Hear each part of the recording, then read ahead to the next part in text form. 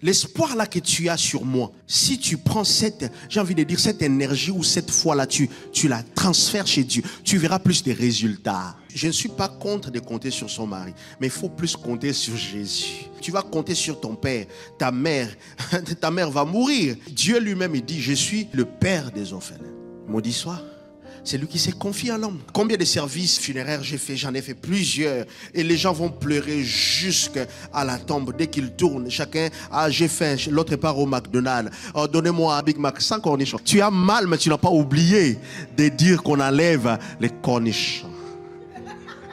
Quand tu viens à l'église, tu ne viens pas pour moi. Nous venons ici pour Jésus. Quand tu vis les moments les plus durs dans ta vie, vas-y vers Dieu, comme Anne faisait.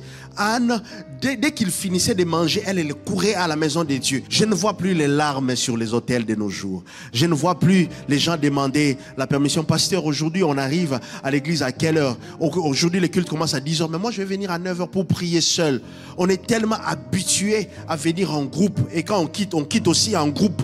Cette vie chrétienne des groupuscules ne marche pas. Proverbe chapitre 25, verset 17. Ne va pas trop souvent chez ton ami, de peur qu'il se lasse de toi et te prenne en haine. Ne va pas trop chez ton ami. C'est pas mauvais d'avoir des amis. Je ne suis pas en train d'interdire qui que ce soit d'avoir des amis, mais quand tu as des amis, il faut qu'au-dessus de tes amis qu'il y ait un Dieu qu'on appelle le Dieu puissant.